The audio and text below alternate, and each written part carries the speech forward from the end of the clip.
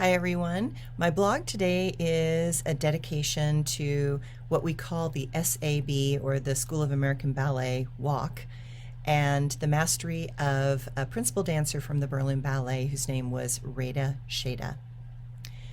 There is so much to love about New York City.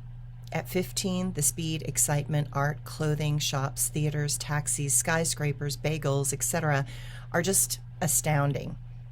At that time, attitude was everything. How each SAB dancer walked to the theater clearly indicated that they were something special and that they were like long, lanky fillies, easy to spot, something to admire, and beautiful to look at. One thing about being a dancer is that one learns to be quickly observant. What I noticed were the ways that the dancers walked to the school. They walked in that exaggerated, turned out position, with their heel almost leading with each step. To do this, the pelvis was a bit forward to push that heel in front, and while the toes pointed to the outside and the head was held high. It gave the illusion of the gait of a horse. It gave a type of bounce in the spine.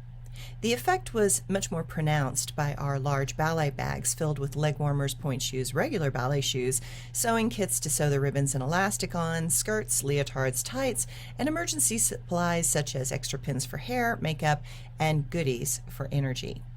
I always had honey in my bag with a spoon.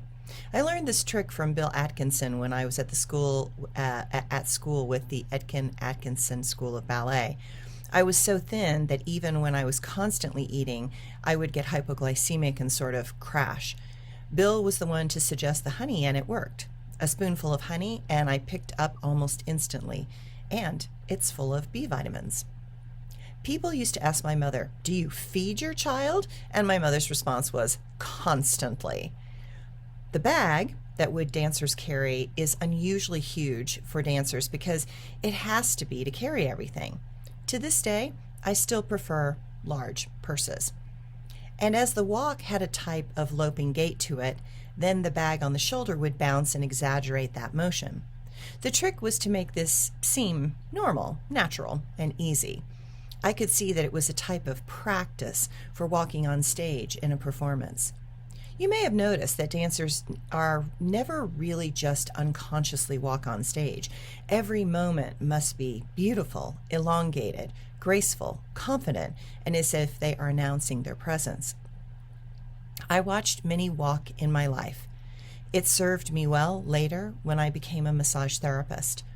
The walk becomes your signature, your entrance, and the way you announce that something special has arrived. I clearly, at 15, needed to work on my walk. As I went to the school, I would be behind other dancers and try to mimic or match their stride, their strut, and their mannerisms. Regardless of how any dancer felt that day, they needed to project confidence, authority over one's body and surroundings, and attract attention. The attract attention part is very, very important, and I will talk about that more in detail at a later chapter.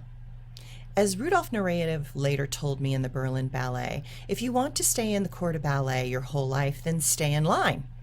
If you want to be a principal dancer, you have to make all eyes want to look at you. You have to stand apart. You must appear at all times as if you are a god walking amongst mere mortals.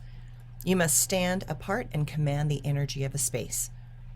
Each dancer has that particular walk that has become their signature. For most, it is an unconscious habit. For others, it has been carefully crafted and choreographed to express the emotional intention that they intend to show. One of the best, besides Rudy, that I ever saw was Reda Sheta from the Berlin Ballet. He was Egyptian and carried himself in a way that seemed to me to be a cross of a pharaoh and a black panther. His weight was low in his pelvis, and his walk had the feeling of heaviness. You could almost hear the low thump, thump, thump with each step, much like a lion walking in the Serengeti with his great weight, shaggy mane, powerful muscles, and confidence in each step. Reda's chin was often low, and his eyes seemed to look out from their inky blackness with an almost hooded expression.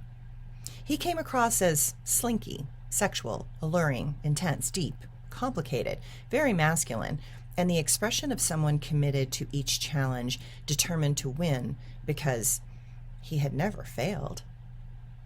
I can still see him dancing the ballet, 5 tangos, in Berlin. He was perfect for this role. It was as if it was made for him. His walk throughout this ballet was something carefully crafted, but innately natural, elegant, inviting, and enticing, all at the same time. His walk on stage had a casual confidence and an air of disdain. When he would walk into the studio in Berlin to come to warm up for class, those eyes had a playful, boyish twinkle, a mischievous smile, and a playful bounce. In the studio, he was engaging, fun, irresistible, and very relaxed. His walk would change for each role that he was in, and that's what made him great. But he never lost the power to make you look at him. It was not a request for you to look at him. It was a demand from a god to a mere mortal, and he knew that no mere mortal could possibly refuse his request. He was an animal that one wanted to watch from a distance, but you knew that danger was afoot and to tread carefully. So in New York, I began to see that as a student, one carried themselves in one way. As a professional dancer, another. And as a principal dancer, there was another way still to walk and respond. Movement is a study of intent, energy, and how it is contained within the body and where the energy is contained. Emotions that lurk in the soul of a person move and direct that energy through the body, out the feet, out the eyes, out the hands, and through the chest. That energy at times needs to explode outward or curl inward.